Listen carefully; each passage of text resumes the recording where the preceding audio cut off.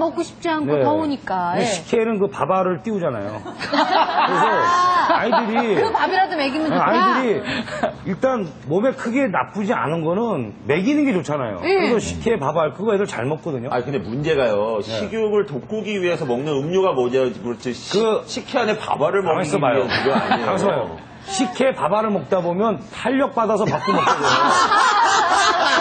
저희 애들이 그래요. 둘 다. 아, 그 집 애들은 그래요? 저희 애들이 둘 다 그럽니다. 식혜 밥알을 먹이다 보면 밥도 먹든가요? 그렇죠. 여러분 탄력 받아. 탄력 받아서.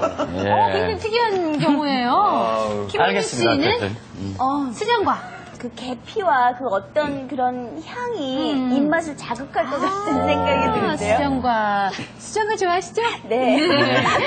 자, 몇 시차를 고르시나요? 수정과는 조금 아이들한테는 그 계피향이 좀 맵게 느껴지지 않을까라는 생각이 들고요.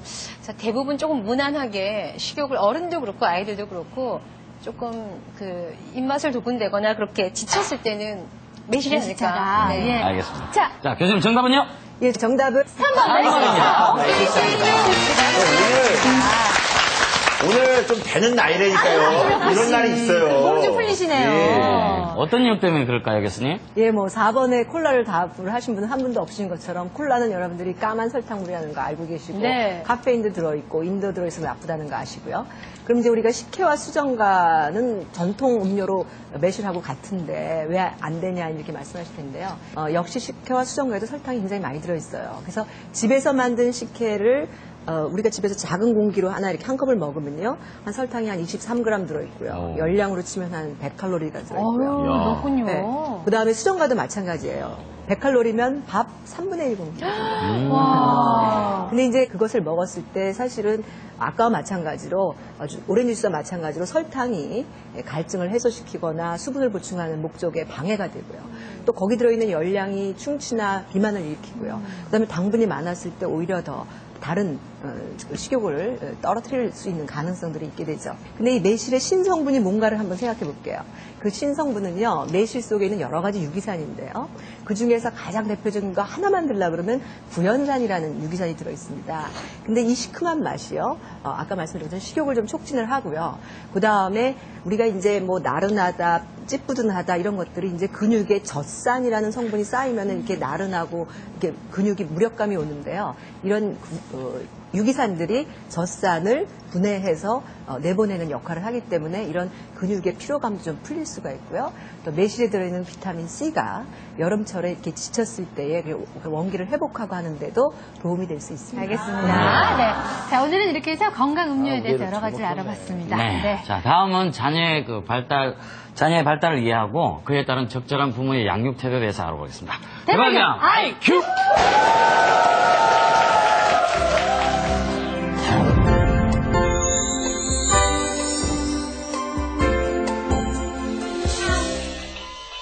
생후 6개월 된 아기에게 매력적인 장난감을 가지고 놀게 했다. 그리고 잠시 후 장난감을 만지지 못하게 했을 때 아기 반응을 살펴보았는데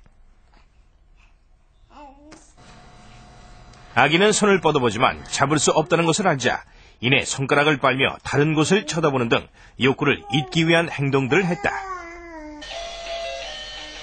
이번엔 다른 6개월 아기에게 같은 상황을 주었는데 이전 아기와는 달리 장난감이 멀어지자 이내 울음을 터뜨렸다. 이렇듯 6개월 아기들에게도 자기조절 능력이 있으며 아이들마다 각기 능력차가 있음을 알 수 있었다.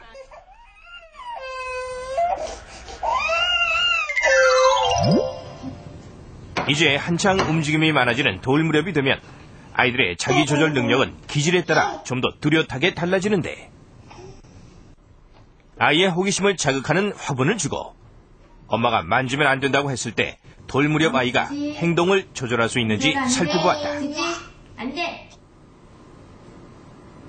아이는 안 된다고 하는 엄마의 말에도 스스로를 억제하지 못하고 꽃을 계속 만졌다. 이 아이는 하면 안 되는 상황에서의 자기 조절이 힘든 듯이 보였다. 이번엔 또 다른 12개월 아이.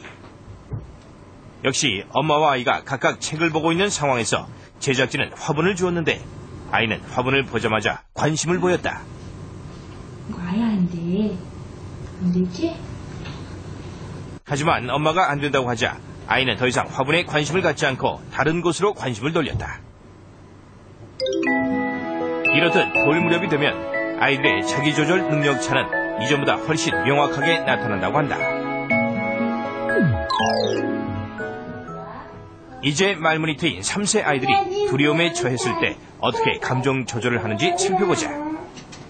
제작진은 거미를 보고 두려워할 수 있는 상황에서 엄마에게 아이를 무시하라는 조건을 주었다. 먼저 이 남자아이는 엄마가 정서적 반응을 보이지 않자 울음을 그치지 않는 등 두려움을 쉽게 조절하지 못했다. 이 아이는 거미를 보고 잠시 긴장하는 듯 했고,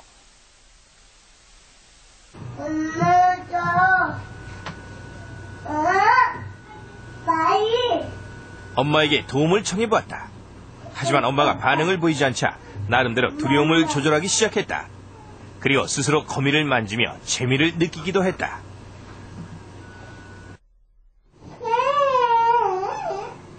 이 여자아이는 거미를 보자마자 울음을 터뜨렸다. 쉽게 두려움을 이겨내지 못할 것처럼 보였지만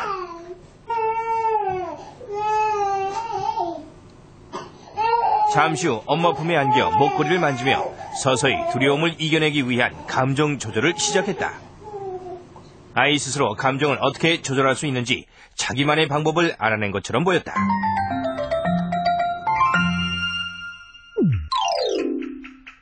말과 행동으로 감정 표현을 할 수 있는 4세 아이들의 자기 조절 능력은 어떨까? 아이들이 좋아하는 소리나는 인형과 꼬마 기차 캐릭터 인형을 주고 한 가지 실험을 했다. 선생님, 잠깐 나갔다 올 건데 나갔다 올 동안 기다려줄 수 있지? 실험자가 돌아올 때까지 장난감을 만지지 말고 의자에 앉아있으라고 한 후 아이들이 어떻게 하는지 관찰해보았다. 이 여자아이는 강아지 인형을 쳐다보았지만 즉시 고개를 들어 다른 곳을 보며 만지고 싶은 욕구를 스스로 조절했다.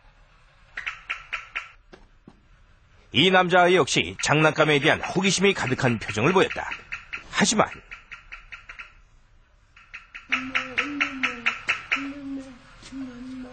이 아이 역시 유혹을 이겨내기 위해 강아지 흉내를 내기도 하고 실험자가 한 약속을 기억하며 실험자가 빨리 오기를 기다리는 모습도 보였다.